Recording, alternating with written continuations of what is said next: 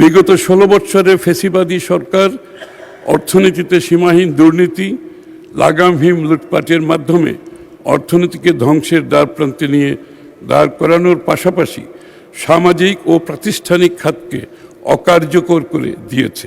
মাননীয় অর্থমন্ত্রী, আপনি 300 বিধিতে একটি বিবৃতি দেওয়ার ইচ্ছা প্রকাশ করেছেন, উত্থাপন করতে পারেন।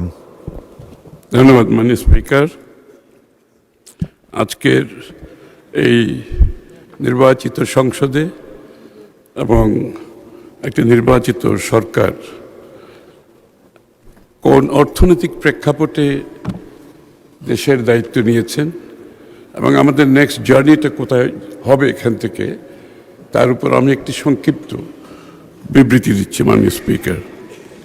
মাননীয় স্পিকার, আপনি জানেন যে বাংলাদেশ জাতীয়তাবাদী দল একটি অবাধ ও সুষ্ঠু নির্বাচনে জনগণের ভোটাধিকার প্রয়োগের মাধ্যমে মহান সার্বভৌম সংসদে নিরঙ্কুশ সংখ্যাগরিষ্ঠতা অর্জন করে রাষ্ট্র পরিচালনার দায়িত্ব গ্রহণ করেছে।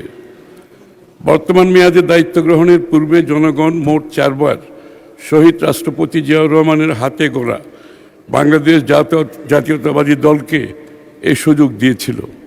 সর্বশেষ 2001 থেকে 2000 সাল মেয়াদে আমরা এই দায়িত্ব পালন করেছি।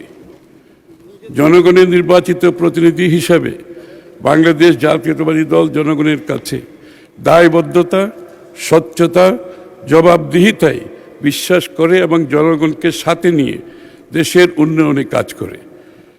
এই দায়বদ্ধতা থেকে আমি আজ এই মহান সংসদের মাধ্যমে আমাদের সর্বশেষ অর্থবর্ষ 2005-06 বিগত আওয়ামী লীগ সরকারের শেষ 2023-24 অর্থবছর এবং অন্তর্বর্তীকালীন সরকারের 24-25 অর্থবছরে সামষ্টিক অর্থনীতির সূচক, রাজনৈতিক খাতের সামাজিক খাতের সূচক, অর্থনীতির সূচক, সামাজিক খাতের সূচক এবং প্রাতিষ্ঠানিক অবস্থার একটা চিত্র দেশবাসীকে অবহিত করতে পারি। পাশাপাশি জনগণের ভাগ্য উন্নয়নে একটি উন্নত, মর্যাদাশীল, বৈষম্যহীন মানবিক রাষ্ট্র গঠনে আমাদের প্রতিশ্রুত দর্শন ও নীতি কৌশলের বিষয়ে দেশবাসীকে অবহিত করতে চাই। মাননীয় স্পিকার, বিগত 16 বছরে ফ্যাসিবাদী সরকার অর্থনীতিতে সীমাহীন দুর্নীতি, লাগামহীন লুটপাটের মাধ্যমে অর্থনীতিকে ধ্বংসের দ্বারপ্রান্তে নিয়ে দাঁড় করানোর পাশাপাশি সামাজিক ও প্রাতিষ্ঠানিক খাতকে অকার্যকর করে দিয়েছে।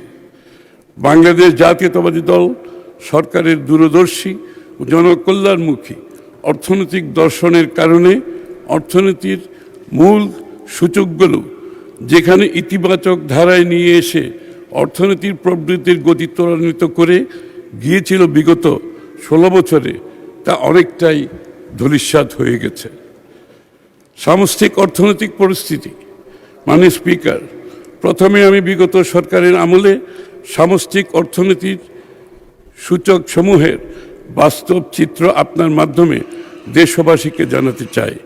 উক্ত সময়কালে অর্থনীতির আকার বৃদ্ধি পেলেও এর ভিতরে বেশ কিছু কাঠামোগত দুর্বলতা ধীরে ধীরে প্রকট হয়ে ওঠে। আমি কিছু উপাত্ত আপনার মাধ্যমে মহান সংসদে তুলে ধরছি।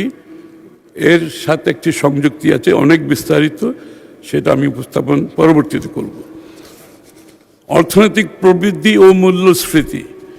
2005-06 অর্থবৎসরে স্থির মূল্যে জিডিপির প্রবৃদ্ধি ছিল 6.78%, মাননীয় স্পিকার, এবং মূল্যস্ফীতি ছিল তুলনামূলকভাবে নিয়ন্ত্রিত পর্যায়ে 7.17%।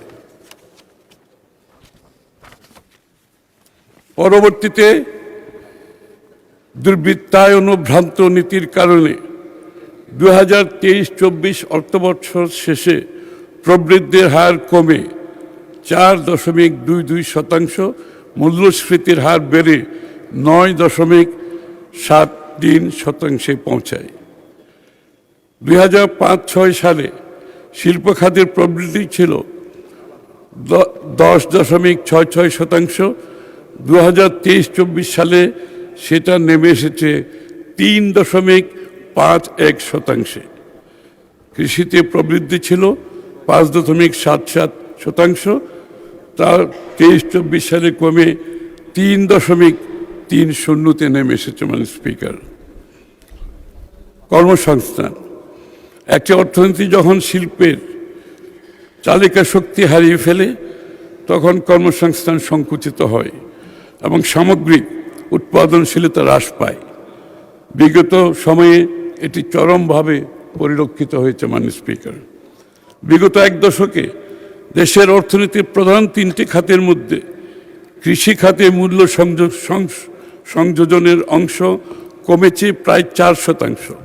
অন্যদিকে শিল্প সেবা খাতের অবদান বেড়েছে, কিন্তু সেই সময়ে কৃষি খাতে কর্মসংস্থান বেড়েছে 4.8%, আর শিল্প ও সেবা খাতে কর্মসংস্থান কমেছে। মানে স্পিকার, শিল্প ও সেবা খাতে পর্যাপ্ত কর্মসংস্থান তৈরি না হওয়ায় তরুণরা বাধ্য হয়ে কৃষি খাতে বেশি করে নিয়োজিত হয়েছে।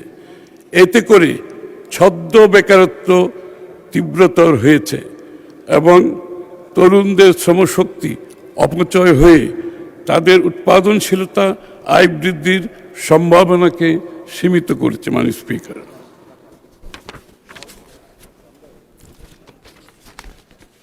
বর্তমানে কৃষি খাত মোট জাতীয় মূল্য সংযোজনের 11.6% যোগ করলেও মোট কর্মসংস্থানের প্রায় 41% এই খাতে নিয়োজিত। এই বৈপরীত্য কৃষি খাতে শ্রমের নিম্ন উৎপাদনশীলতাকে ইঙ্গিত করে এবং শ্রমবাজারের গভীর কাঠামোগত দুর্বলতাকে স্পষ্ট করে, এবং এটা কর্মসৃজনবিহীন প্রবৃত্তি, জবলেস গ্রোথের ঝুঁকিরই পরিচায়ক। ইএফটি ফার্স্টের সাথে ট্রেড করুন যে কোনো জায়গা থেকে, ক্যাম্পাসে ক্লাসের ফাঁকে, ঢাকার জ্যামে বসে কিংবা ঘরে বসে। ট্রেডিং এখন হাতের মুঠোয়, তাই ট্রেড করুন যখন খুশি, যেখানে খুশি।